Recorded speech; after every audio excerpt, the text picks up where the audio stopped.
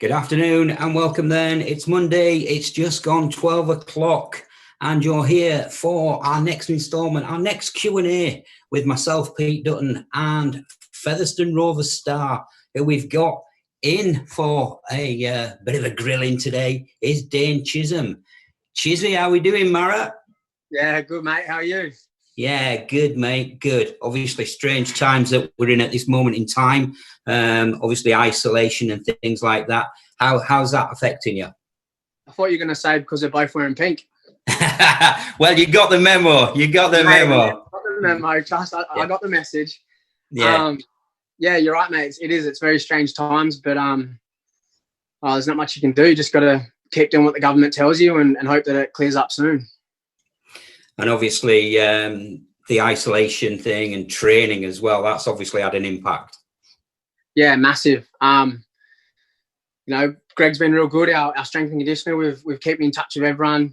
Every couple of days he's checking up on everyone and making sure that we're doing all our bits and sending us programs and stuff. So, we just got it's an accountability thing. You just got to keep doing your own bits. And I've been just training in my backyard here and doing a couple runs and that. So, you just got to make the most of it. And obviously, is this isolation the reason why you're going for the Jared Sammet look? good time to grow it out, I guess. Everyone else is either bleaching or dyeing or shaving and looking like hard-boiled eggs. But I thought I might grow mine out because I only got a few cuts left. Well, Dane, what we'll do, we'll make a start. We'll have a little bit of a chat about your career and obviously in the past and where you are up to date. And then I'm going to ask you for a few juicy details on one or two of your teammates, which right. I dare say will be a bit of a fun. Yeah. I've got a few quick fire questions that we'll ask you. And then we've got some questions from the people who have sent them in, the fans, the viewers who are hopefully tuned into this today, if that's all right. So cool. We'll start off with your childhood, obviously growing up down under in Australia. What was your first kind of interest in rugby league? My whole family's massive rugby league. They love it. We all say that my nan's probably played the most games out of all of us, and she's had two sons to play first grade, one for Manly, one for South and Manly. That's been my dad and my uncle Wayne. So, we're massive with our rugby league. All my cousins play. We all love it. So, I think I started playing for the Curl Knights, which is a Northern Beaches Manly-based club, when I was about 4 years old, and I started playing under sixes. So I had 2 years in that division, and I think I got the medal still. It's like a little medal that says 50 games, and I was in under sixes still, and I played my 50th game for the club or something like that. So yeah, mate, it was from early days. I was sleeping in my footy boots. My uncle got me my first pair of boots when I was about 6-7 months old, and they were massive for me, but I was sleeping in bed. These are stories obviously from mum, but yeah, from a very young age, I love my rugby. Obviously, you weren't tempted to be try any other sports then, like football, Aussie rules, cricket. Yeah, I played soccer, or as you would call it, football. I played football for 4 years. My mum didn't really like all the contact side of things, and when my mum and dad split up, we moved up to like sort of the Gold Coast area, and that's about a 9-hour drive from Sydney. So she took me out of rugby, and I started playing soccer. and I really enjoyed it. I was a striker.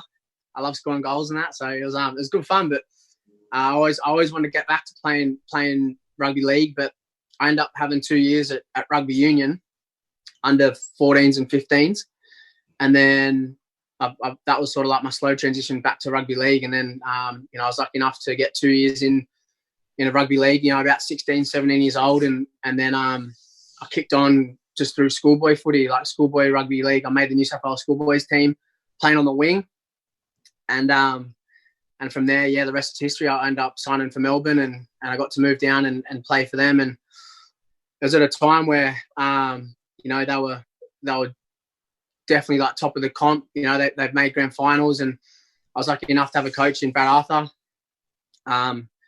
He's obviously the Parramatta head coach right now, but he seen me as a 5'8", and I remember I left Mullumbimby High School, which is a cool little country town, and my last game for them was like a bit like an A grade game with adults and that. Like it was a proper A grade game in country rugby league. But my next game after that happened to be an NRL trial against the New Zealand Warriors in New Zealand. So it was a big step up, but it was awesome. I wouldn't take any of it back. I had such a good time. I had 3 really good years there at Melbourne. I played in a grand final for the under-20s and were lucky enough to win it. And we're a bit of an underdog story there, because we had a lot of players that weren't well known at all. We had like Gaz Widdop, who'd come over.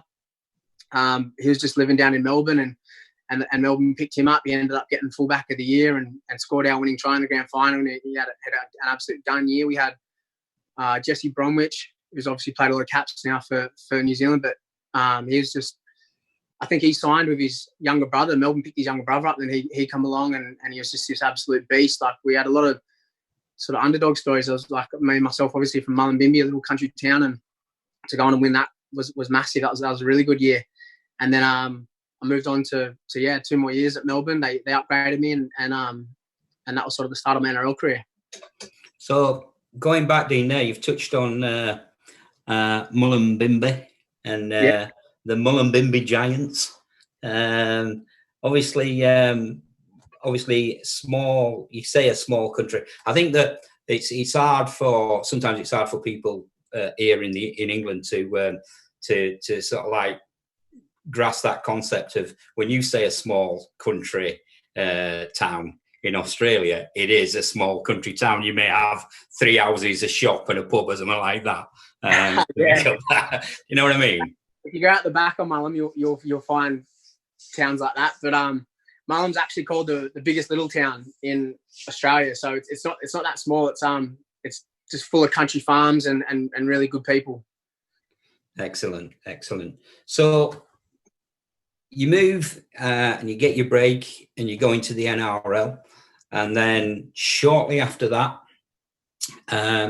you get a call up for the French national team, 2010, I think it was, and you played for them in 2011 as well. So first of all, just explain how you qualify for this for the French team, because I know you're part French. Me and you speak a little bit of French. You probably better than me. I'm awful at it. And we know our good friend Louis Giffray often pulls us up for saying the wrong words the wrong way around. But Dane's better than me at French. But and I'm told as well, Dane, there's a bit of Vietnamese in there. Vietnamese, Australian, Aussie. Yeah, I'm Aussie, French, Vietnamese, triple threat. Right. So explain that mix then. My mum's French Vietnamese. Her dad was Vietnamese and her mum was French. And they were both living in France. And back in the day, I think Australia basically opened the borders. And my mère, we call her, my French nan, she decided to make the move and picked up with my mum when she was about 4 years old and got over to Australia. And then, I come out not much longer. So obviously this explains this great love of cooking as well that I'm often told about with your good self. Yeah, I love cooking. I've loved my food, and I'm lucky. My missus doesn't cook a lot, but she loves to clean. So we've got a good little combination there. I'll cook up every night, and then she does all the cleaning. And, so yeah, it's looking good. And what's this about that she has to call you yes chef? What's that all about? We chef. We chef. Brilliant, mate. Brilliant. You've moved to a few Aussie clubs between 2011 2015. And obviously you even went, as you said, for that little bit of rugby union. Did you find it hard to settle at any one club? And also, second part of this question, how did you find the transition from league to union and then back from union to league? Yeah. So as you said, like I moved around to a few different clubs. I had Melbourne for 3 years. I went to the Tigers for one. And then I went to Manly, which was my hometown club, and the club always supported. And obviously dad and uncle played there, so the club always wanted to go to. And then after that, I was in that New South Wales Cup comp for so long, and I only played that one NRL game, and I was so close so many times, and it was just a bit of frustration. Like I just wanted to play NRL. So I thought a good pathway would be rugby union. Phil Blake, the old Souths player who played for Manly Souths and New Zealand. He's a good family friend, and he gave me a call and asked if I wanted to come play union for the Manly Marlins. And I took that opportunity. I loved it. It was I was lucky enough to go on and play in a comp called the the NRC, and that was a comp made up of sort of super rugby players and the players playing in my comp.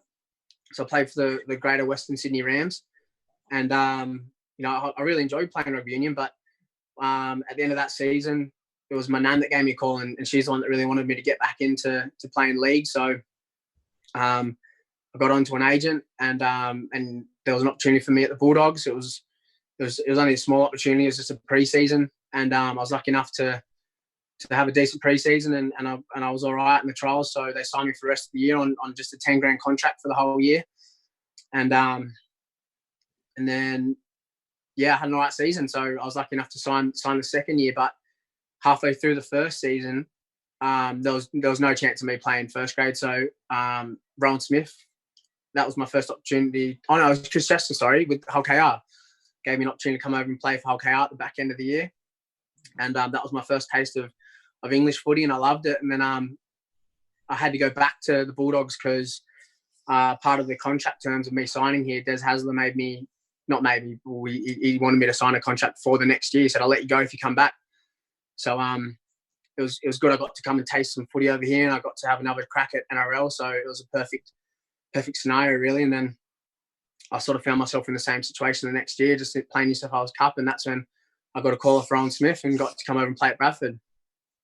Well, I was going to ask you about this. Obviously, that you obviously you came and you got your first chance to play in England for OKR. Now, obviously, you've mentioned a little bit about obviously coming across and playing for OKR, but what was that like for you personally? To make that decision to leave Australia, travel around the world to come to the UK, and was it a big wrench? Was it something that you'd always had this ambition that's what I want to do, that's where I want to go? And how much of a challenge was that for you personally? I was all right with it because I've been out of home since I moved to Melbourne. So 17, 18 years old, I was always living sort of like with all footy players, and I was fine with it. And I was a bit older as well. So, I wasn't so young when I played for France and come over to this side of the world. I was still only 19 years old. So that was probably a bigger challenge for me. But mate, coming over here, it was as soon as the offer come up, I grabbed it with two hands. I wanted to come over, and I've always wanted to travel. So it was the perfect opportunity to come over, see Super League, see the other side of the world, and I ended up falling in love with it. And 4 or 5 years later, I'm here with a beautiful daughter and a fiance. Which is great, and obviously settled home life. And it's great that, to see you settled and to see you happy, Dane, because there have been a few challenges, which we know. And it is good to, to see that smile back on the face of the Chizzy Chips, mate. Yeah, that's it. all you want to do in life is be happy, and I'm definitely there right now. Good stuff, mate. Good stuff. You LKR, Bradford Bulls, a small stint at Sheffield, and then you made, to me, a great decision, which was to join Featherstone Rovers. You celebrated that anniversary a year. I think it was it yesterday or something like that? But what a way to introduce yourself at the Summer Bash. You know, tell us all about that. Yeah, the first game was York at home. That was the Easter weekend. We had York into Toronto, and then the Summer Bash was a couple of weeks after that. But I just wanted to enjoy my footy again. Like I just was not enjoying it. I felt like I was just stale for a while. I wasn't really learning much. I was just sort of just plodding along and not enjoying turning up to work. And I started seeing it as a job. And then when I come to Featherstone, it just lit a spark back up in me that I haven't had for a while now. And I was rocking up and I was learning new things. I was learning new things about myself, how to play footy under Ryan Carr, and I was just rocking up just to training, and I was enjoying it. Like we got such a good group there. I keep saying it. We've got such a good group of boys, and I just got a smile on my face, and I can't wait to rock up the training whenever we can. How much did it help? You knowing Ryan previously. Well, we'd played together, so obviously he went on and he learned a lot from other really good coaches. But we were on the same page from the get go. I rocked up and we just hit the ground running. He's a real good coach, and I've spoken to a few boys back in Australia, and everyone's got massive raps on him. All the boys over here really like playing under him. But as I said, we just kicked off so well, and trust me, all those times that we didn't get along so well, where I copped a hammering. There was a good one I got once. We played Toulouse, and I went for an intercept, and they scored off it. And that was the game when we got beat at home. Oggy almost scored we think he did score on the bell, but I got called in the next day, and I knew he was going to bring it up on video. And he sat me down and he goes, "Mate, if you go for another intercept this year, I'm going to drop you for 2 weeks." So I had to pull back on the intercepts. He hammered me.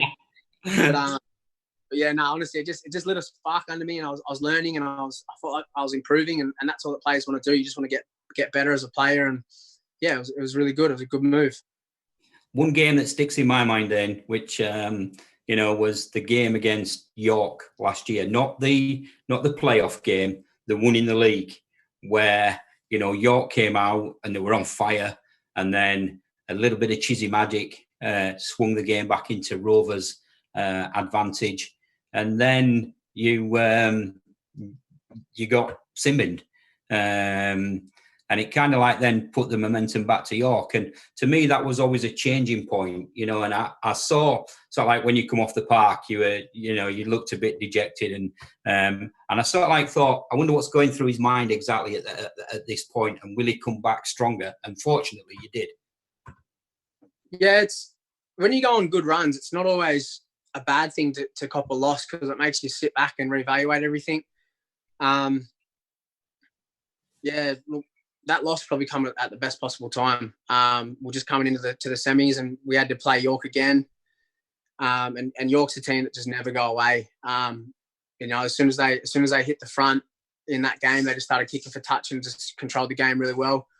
Connor Robinson just sort of tore us up a bit there and just played his game. And it made us go back to the drawing board and ask a few pretty tough questions of ourselves. And then everyone just, after we done that preview and realised where we went wrong, we all just cracked on the next day and started preparing for the final series.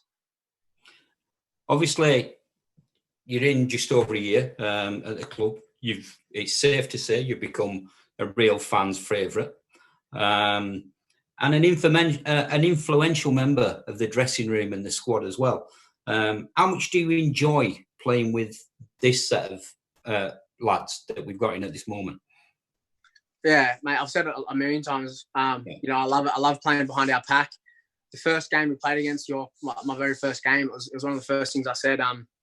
Having the pack that we have, it makes life so easy for a halfback. I see myself as someone that just sort of tells people what set we have, and then I just catch, pass, and kick. The boys do all the hard work in the middle and set real good platforms for the backs to work well off. So, I'm pretty blessed to have such a good full pack. Okay. Season suspended. We've had a great start to the season. I don't think anybody can deny that. How much are you looking forward to getting back into it and hopefully kicking on and getting promotion to Super League?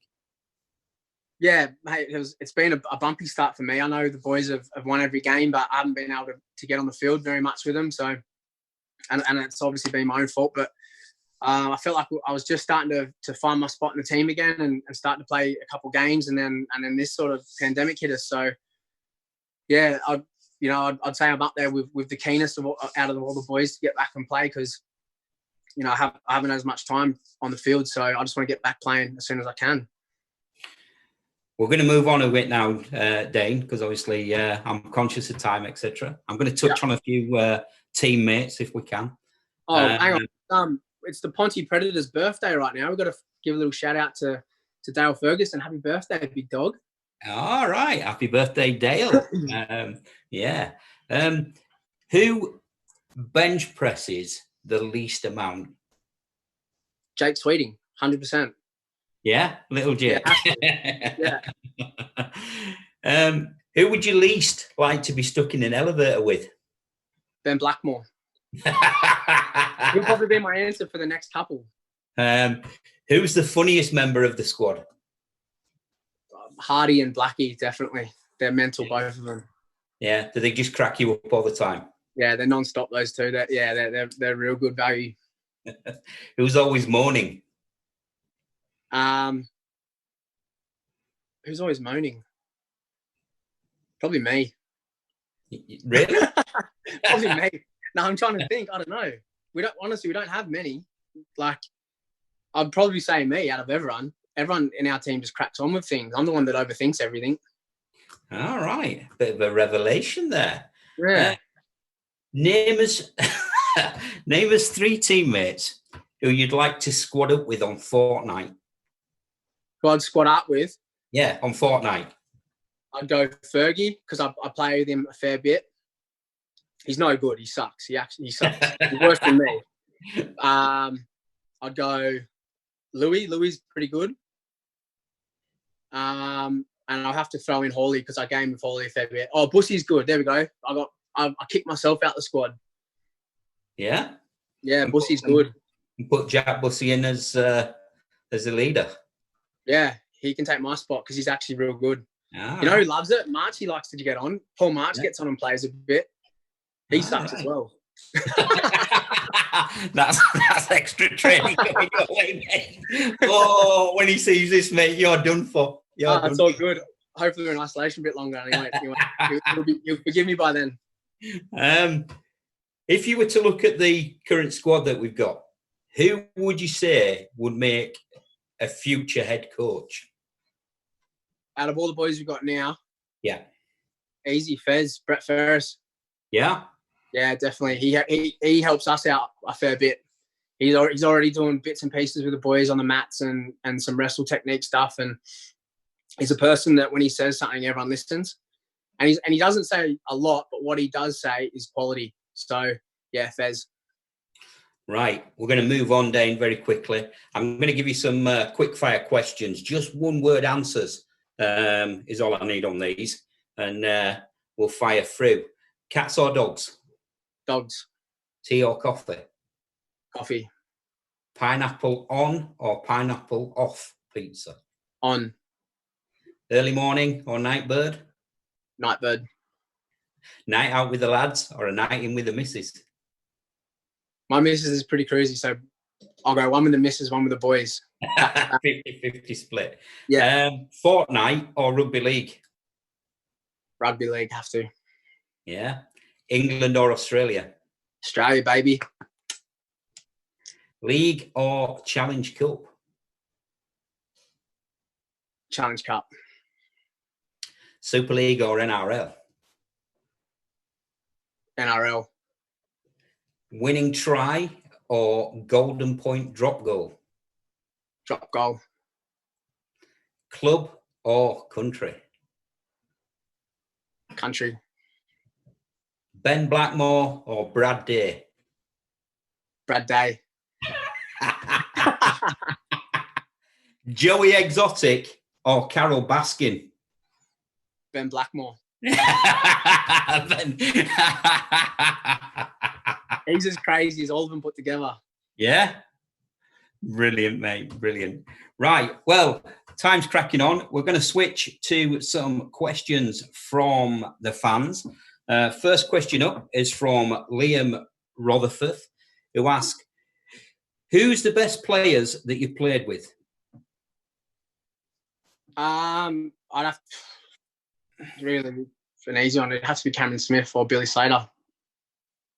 Debuted with them. So yeah, that's just an easy one. They just got named, didn't they, in the top 3 players of the world? So yeah, those two. Okay. Next question, Connor Bennett. Thanks, Connor. Ask, what is your favourite game in a Fev shirt? Favourite game in a Fev shirt? I can't put it down to one game. I would say the whole series, that final series leading up to the £1 million game, like all those games were pretty special. Okay. Amanda Walker asks, what do you enjoy the most about playing for Rovers? I touched on it a bit before, but just enjoying footy. Like I rock up with a smile on my face every day. I've just enjoyed every second of it. So just enjoying my footy again, because when I enjoy it, I find I play my best footy. So yeah, that's definitely an easy one as well. Another question from Chris Ward. Chris says, are you aiming to go to the World Cup with France? Yeah, I've been asked this before. It's a hard one because it's been a long... I'll definitely, if I got the call, I'd take it with both hands. I'd love to. But they've got so many good halfbacks and so many good French players now. And I've had, as you said, a bumpy last couple of years, and I haven't really had a consistent season. And obviously an international coach wants to see you playing your best footy at club level. So I just got to focus on playing my best footy once you come back and hit the ground running. And then, if I did get a call, I'd love to, but it's on me to play good footy. And Jake Codd asked, what is your biggest dream? My biggest dream in life or in anything? I want to be a multi-millionaire and just sail away into the sunset. That'd be awesome. I'd say with footy, it has to be get Fev into Super League, and then hopefully become a millionaire and sail off into the sunset. Another question here. Lee Brown, he's asked you to explain this one. Who would win a fight between a badger and a Tasmanian devil? Tassie devil. Yeah? I don't know. They're mental. Some reference to back home there, Dana. Yeah, they say no one stuffs with the honey badger, but I reckon a Tassie devil would have the best of it. Brilliant. Dave Rush wants to know, what is your best Featherstone Rovers try that you feel you've scored so far?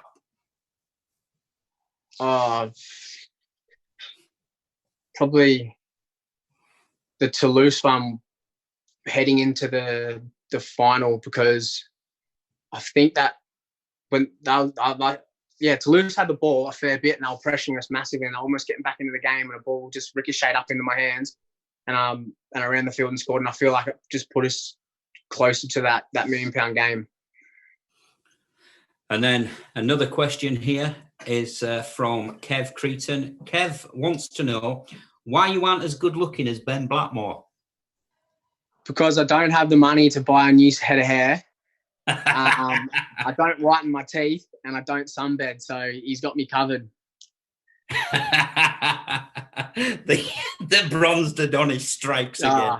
Yeah. Do you and him share fashion tips? Because I've noticed he started going a bit more towards the pink, hasn't he? Just recently. Yeah, he asks me all the time. He gets me to send any clothes that I'm about to buy. I send a link to him, and he usually just buys the same stuff as me.